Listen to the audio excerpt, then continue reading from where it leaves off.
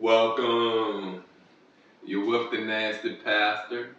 I'm back with another chapter reading of The Stolen Legacy. The author, George G. M. James. And so far, this been good. You know, it's a little different than the previous book I read. But this has been good. And we're going to do less talking. We're going to do less, I want to say processing, but I get to something special, I got to give it to you. You know what I mean? I got to give it to you if I get to something special. But, let's go to my YouTube channel, Only Faith Ministries Kemet Edition, where you can find the full readings. You can find the playlist of Stolen Legacy. You can find the playlist of On Isis and Osiris. You can find the playlist of the teachings of Peter Hotel. You can find some extras over there. I call them little treats. You know what I mean? You can find some extras over there. Excuse me. Maybe they can, if you listen and if you process it right, it can get you through your everyday struggle. It can get you through your everyday confusion. You know, we're too busy not seeing the blame, not seeing the actions, not seeing the part we play in the black community. Just because you ain't killed nobody, just because you haven't sold drugs, just because you haven't raped no one, just because you're not homeless, don't mean it's not for you to understand the situations, the issues. I ain't saying respect it. You get me? I'm definitely not saying hate on it. But if you can't help it, why even talk about it? Why? Aren't you wasting time? Right? Aren't you just a voice being heard with no actions involved? Look, I don't do a lot in these streets. I definitely don't go out here and preach. I may meet someone and we may dialogue, we may converse one-on-one. But I don't go out here and sit on a soapbox and, you know, preach it. You got what I'm saying? My way of helping people is giving them knowledge from my wisdom. My way of helping people is making sure that if they need anything financially, and if I'm able to do it, to not lie to them. You feel me? Not lie to them. You get me? How to put it, my way of doing things is not of your way. You feel me? See, you want to bring a picnic table to a lunch. You get me? You know what a picnic table is, right? You want to bring that to a lunch. A lunch probably ain't number 2 people for the most. You get me? But see, you brought that big picnic table out there for just you, for the show. You feel me? You brought that picnic table out there for you to make yourself look big. But your actions, your sermon, your thoughts are small. Small. Ain't hitting on nothing. It's the same repeated trickery it has always been. It's just presented differently under a different denomination, from a different voice that people have not heard in a decade or in centuries. Get me? There are people that went back into these old interviews, old speeches, old sermons, and took from it. You feel me? Took from it. Some stuff I've seen is almost word for word. You feel me? Word for word. I get it, I understand it, but who are you? Who are you, minister? Who are you, pastor? You feel me? I used to think Creflo Dollar was the man. Creflo Dollar turned out to be a thief. You feel me? I used to think, what that man name? He'll sing now. He's singing stuff now.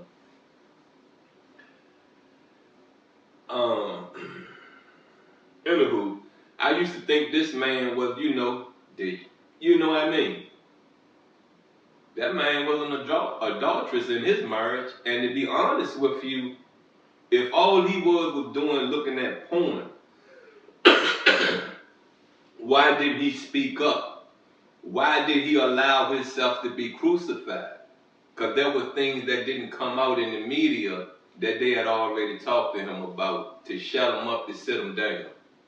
That's why I say, before you put this cloth around your neck, clean yourself up. Clean yourself up. Because see, the voices that has a control in religion, how it's presented, when it's going to be presented, and how you are to receive it. When you come along and they see or they feel you have encouraged their congregation, oh, they're coming for your neck. Yeah, they come to crucify you. Yeah, they come to do you like they did Jesus. Yeah, get me? And the thing about Jesus was in the right, and they still crucified him. You're in the wrong. Get me? You're in the wrong for even playing with this. Look, I'm going to repeat this again. I am the Nasty Pastor. Please go to my YouTube channel, Only Faith Ministries Kemet Edition. Like, share, subscribe, comment, run it up. Shit. Excuse my language. Run it up. Come on, run it on up. Let's get on into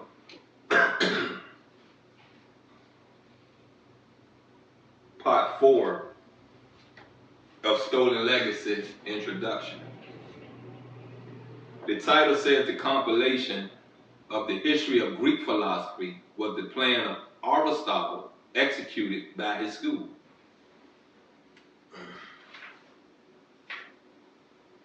When Aristotle decided to compile a history of Greek philosophy, he must have made known his wishes to his pupils, Theophrastus and Eudemus.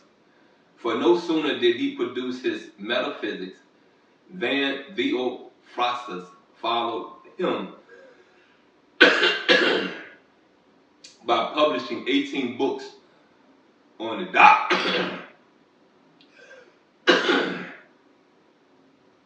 doctrines of the physicists. Similarly, after Theophrastus had published his doctrines of the physicists, Eudemus produced separate histories of arithmetic, geometry, astronomy, and also theology. This was an amazing start because of the large number of scientific books and the wide range of subjects treated. This situation has rightly aroused the suspicion of the world as it questions the source of these scientific works. Now look, let me say this to you right quick. Yeah, I got a bookmark. You know, when you go through what I just read and what they publish and what they have written, when you look at how the curriculum and our school system in America is structured, from the Greeks, right? No, from the Greeks, right? And we know now the Greeks got that from ancient Kemet, ancient Egypt, right? So I ask you this again. Why are you disrespecting yourself? Why you ain't got no respect for yourself? Why do you big the next culture up when it don't get no bigger than the culture of Kemet, of ancient Egypt? Why? Look, I'm gonna toot my horn, and I don't care. I don't care who don't like it. We was the first, and we're going to be the last. We really don't care that you haven't heard this rock. What do you have beyond this rock? That's all I ask you. What do you have coming to you beyond this rock? As you can see, this rock done. It's been depleted. So when judgment day of the world, of this rock come, what do you think gonna be left here? What do you think gonna be left here for your survival? What? Come on now. We ain't even figured another planet to live on yet, right? Right? So what's gonna be left here for your survival? You're gonna wanna drive it into that sun. Since Theophrastus and Eudemus were students under Aristotle at the same time, and since the conquest of Egypt by Alexander the Great made the Egyptian library at Alexandria available to the Greeks for research, then it must be expected that the three men, Aristotle, who was a close friend of Alexander, Theophrastus, and Eudemus, not only did research at the Alexandrian library at the same time, but must also have helped themselves to books which enabled them to follow each other so closely in the production of scientific works, which were either a portion of the war booty taken from the library or compilations from them. Note that Aristotle's works reveal the signs of note-taking and that Theophrastus and Eudemus were pupils attending Aristotle's school at the same time. Just here it might be as well to mention the names of Aristotle's pupils who took an active part in promoting the movement towards the compilation of a history of Greek philosophy. A would be Theophrastus of Lesbos, 371 to 286 BC, who succeeded Aristotle as head of the Peripatetic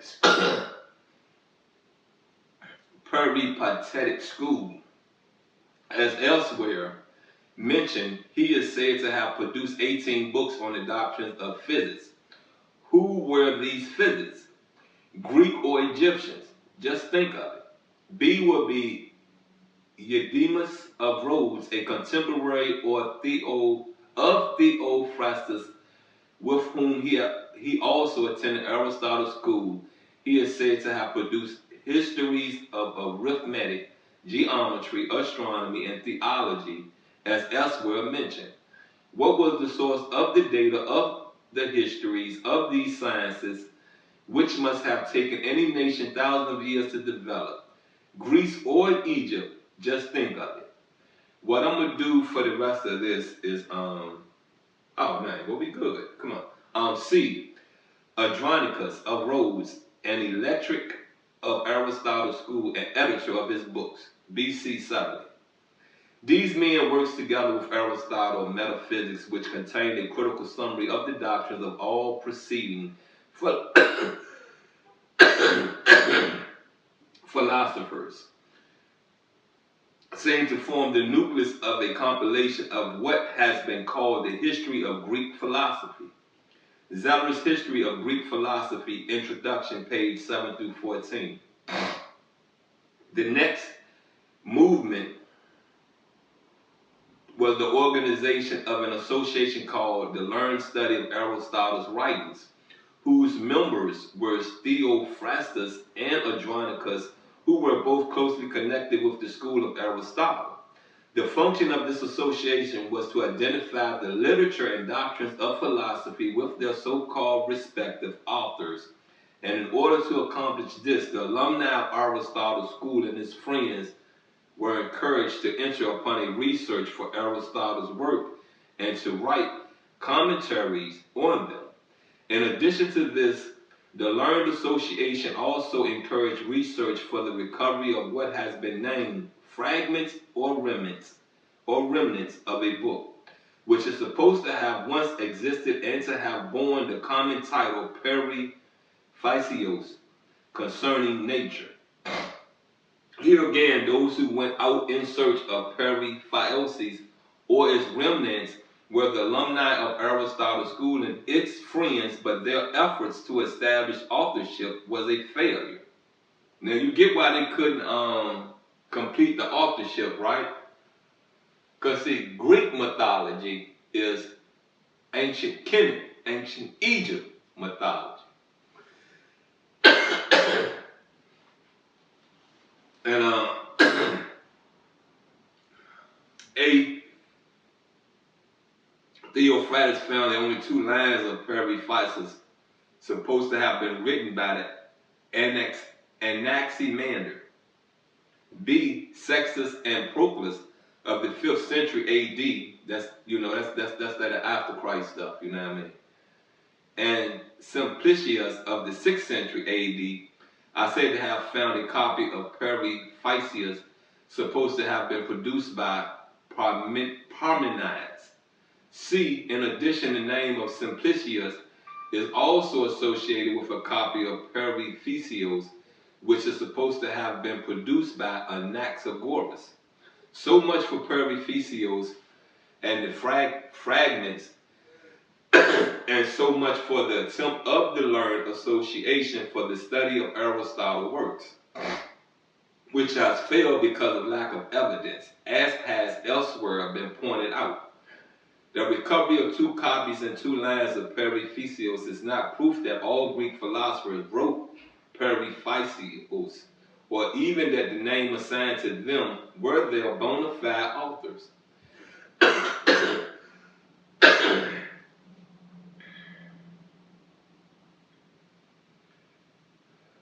It certainly would appear that the object of the Learned Association was to beat Aristotle's own drum and dance. It was Aristotle's idea to compile a history of philosophy, and it was Aristotle's school and its alumni that carried out the idea, we are told. That's the end of that chapter. That's the end of that part 4. And we will be getting into chapter 2 next week. And chapter 2 is titled, So-Called Greek Philosophy Was Alien to the Greeks and Their Conditions of Life. Peep this out. With the nasty past, I think I said that to you 3 times, you know what I mean? I like to reiterate it, you know what I mean? I want you to know I'm nasty. I want you to know I don't play with this. I want you to know that whom I pray to, I know I'm nothing without whom I pray to. So I don't play with this. I know whom I pray to controls my life. I know whom I pray to when I wanted to take my life would not allow me to take my life. You get me? You understand me? Pick your life up. Find something in your life to hold on to that is a motivational tool for you to succeed. Once again, I am the Nasty Pastor. Please go to my YouTube channel, like, share, subscribe, comment at Only Faith Ministries, Kemet Edition. I'm out, and I love you.